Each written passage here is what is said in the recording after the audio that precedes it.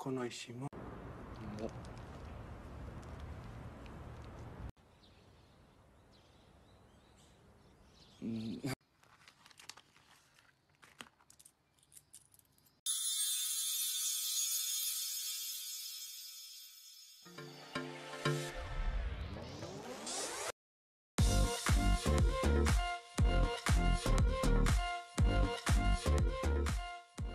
Hai, kembali lagi di Cinema Channel Project. Film kali ini yang saya bahas berjudul My Small Line, dirilis tahun 2022, disutradarai oleh Emma Kawawada.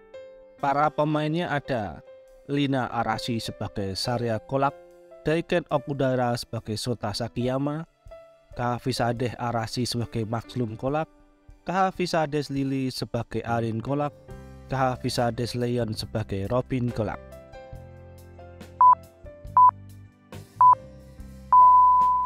Sarya dan keluarganya merupakan imigran dari Kurdi.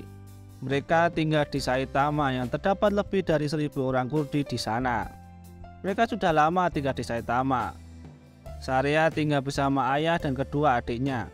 Sarya merupakan siswa SMA. Karena sudah lama tinggal di Jepang, ia sudah mahir berbahasa Jepang dan ia juga sering membantu orang Kurdi lain yang belum bisa berbahasa Jepang. Ayahnya bernama Maxlum, bekerja sebagai pekerja bangunan. Kedua adiknya bernama Arin dan Robin. Sebagai orang Kurdi, ada tanda merah di tangannya yang tidak mudah untuk dihilangkan. Sarya selalu mengatakan kalau itu hanya cat yang tidak bisa dihilangkan kalau ada yang bertanya. Sarya merupakan anak yang pintar di sekolahnya. Gurunya juga mengatakan kalau dia bisa mendapat rekomendasi untuk masuk ke perguruan tinggi. Setelah pulang sekolah, Sarya bekerja pada waktu di sebuah minimarket bersama dengan temannya yang bernama Sota. Setelah pulang kerja, Sarya kemudian membantu ayahnya menyiapkan makan malam. Setelah itu mereka makan bersama. Ayah Sarya tidak tahu kalau Sarya kerja paruh waktu. Setahu ayahnya, Sarya berlatih bulu tangkis. Ayahnya mengatakan untuk pulang lebih awal karena di keluarga itu memiliki tradisi selalu makan bersama. Setelah makan, Sarya selalu menyempatkan untuk belajar. Tak lama datang Bibi Rohahi meminta tolong kepada Sarya untuk menemani anaknya ke dokter karena ia tidak bisa meninggalkan kerjaannya. Karena kebaikan Sarya, banyak orang Kurdi yang meminta tolong kepadanya. Sarya selalu menyimpan semua gajinya untuk ditabung. Sarya dan ayahnya pergi ke sekolah Robin untuk mengambil rapotnya. Gurunya mengatakan kalau Robin jarang berbicara dengan teman-temannya. Robin pernah mengatakan kalau dirinya datang dari luar angkasa. Karena dianggap pembohong, Robin kemudian menjauhi teman-temannya itu. Saat pulang, ayahnya menjelaskan kepada Robin kalau mereka bukan dari luar angkasa, namun mereka berasal dari Kurdi. Hari berikutnya, Sarya dan keluarganya dipanggil ke kantor imigran. Mereka diberitahu kalau permohonan untuk status pengungsi telah ditolak. Pak Maxlum mencoba menjelaskan kalau dirinya seorang pengungsi. Rumahnya di Kurdi dibakar tentara dan sempat ditangkap karena berpartisipasi dalam demonstrasi.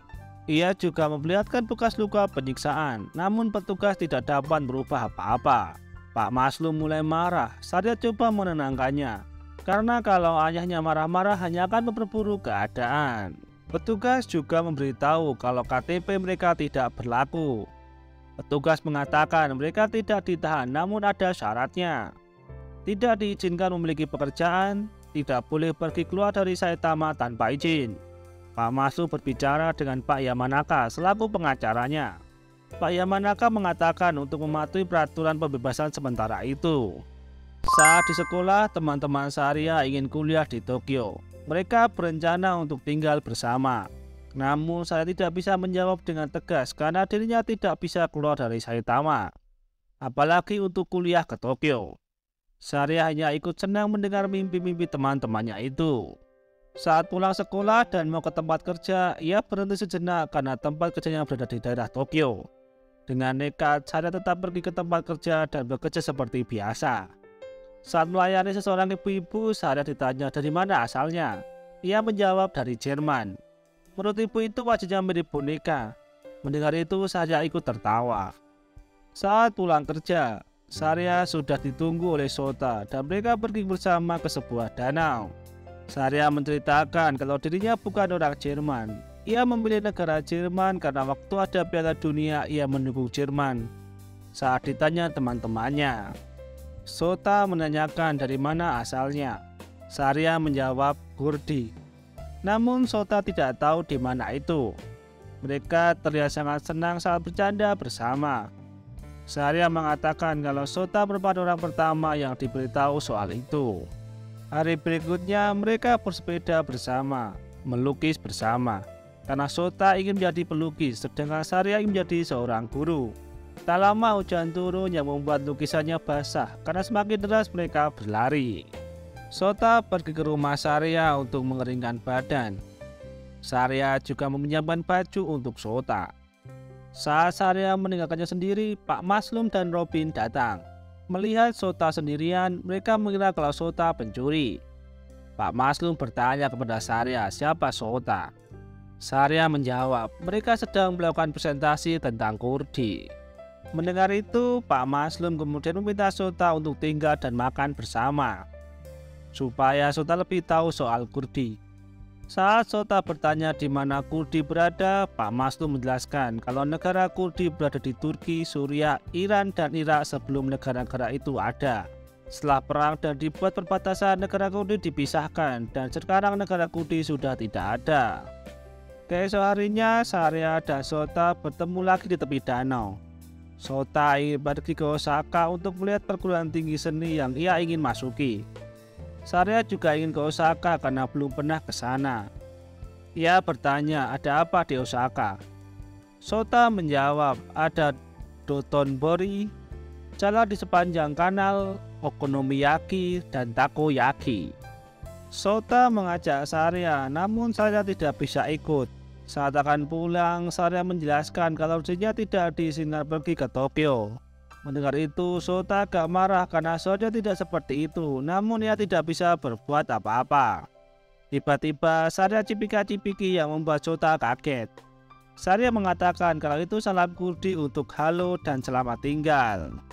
Saat malam, di perbatasan Tokyo dan Saitama, Sota dan Syahriar mencoret papan petunjuk dengan cap tangan mereka berdua.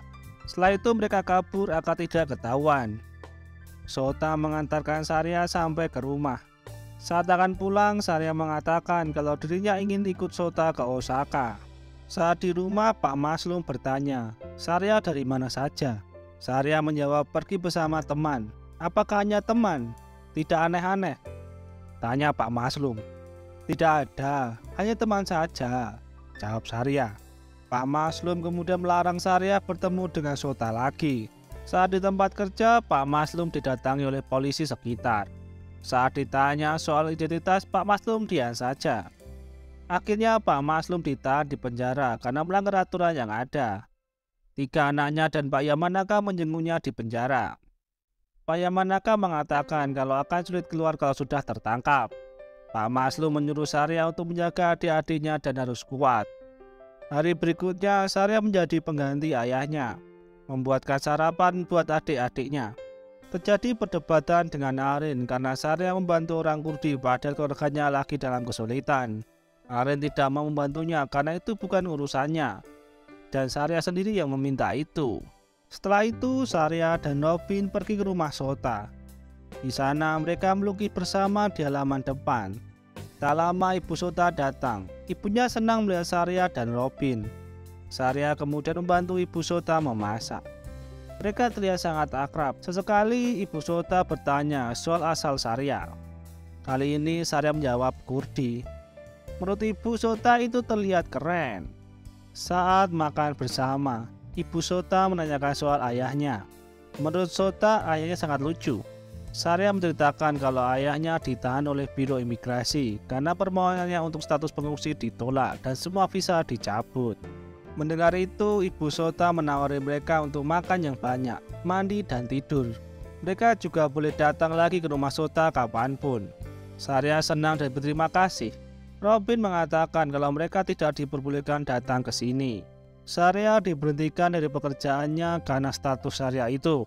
Karena bosnya baik, ia memberikan sedikit uang dan beberapa kotak makanan untuk Syahriar dan keluarga.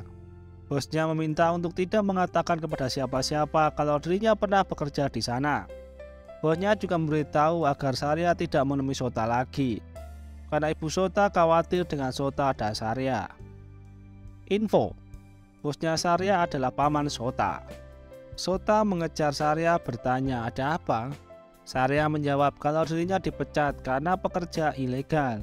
Ia mengatakan kepada Sota kalau dirinya tidak jadi ikut Sota ke Osaka. Saria meninggalkan Sota dengan perasaan sedih. Saria bersama dengan Pak Yamanaka mengunjungi Pak Maslum.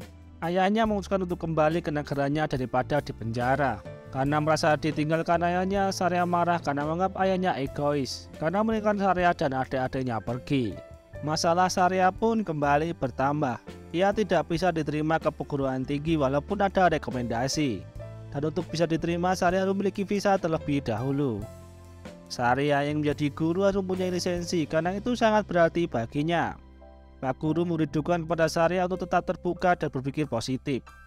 Melihat Saria selalu belajar, ia diajak temannya untuk pergi ke karaoke bersama. Saria dikasih uang oleh temannya. Temannya mendapat uang dari menemani karaoke. Saria menasihati temannya untuk tidak melakukan pekerjaan seperti ini lagi, namun temannya mempunyai alasan. Saria diminta untuk tidak memberitahu teman-teman yang lain. Saat sampai di rumah, bapak pemilik rumah menagih uang sewa yang telah menunggak selama 2 bulan. Saria kemudian menghitung semua tagihan. Ia juga menghitung uang yang ada dan membongkar tabungannya. Saria juga datang ke tempat kerja ayahnya. Mandornya memberikan uang gaji ayahnya walaupun seadanya. Karena bingung mau dapat uang dari mana, Saria kemudian bekerja menjadi pendamping karaoke seperti temannya itu. Laki-laki itu bertanya apa Saria melakukan ekstra. Pelukan 3.000 yen, cium 10.000 yen, namun Saria hanya diam. Laki-laki itu terus membujuknya. Akhirnya Saria mau pelukan 5 menit dengan bayaran 3.000 yen.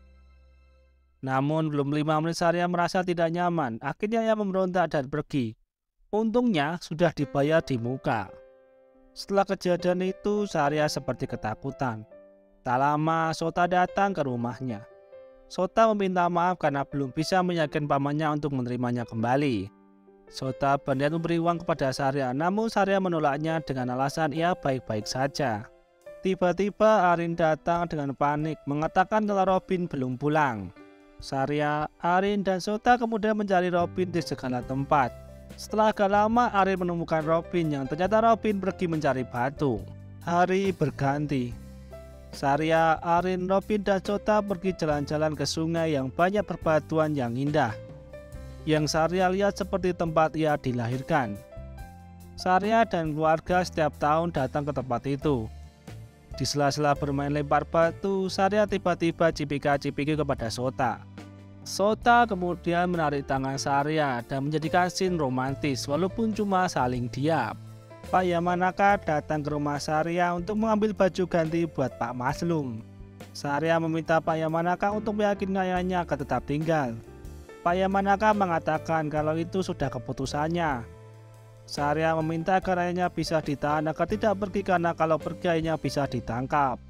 Pak Yamanaka mengatakan kalau visa sudah diberikan kepada anak-anak warga asing yang dibesarkan di Jepang, namun orang tuanya tidak bisa mendapatkan visa sebagai imbalannya. Karena mendengar tentang hal itu, Pak Maslum memutuskan untuk kembali agar visa buat anak-anaknya bisa diberikan. Pak Maslum kembali ke negaranya, meninggalkan ketiga anaknya di Jepang.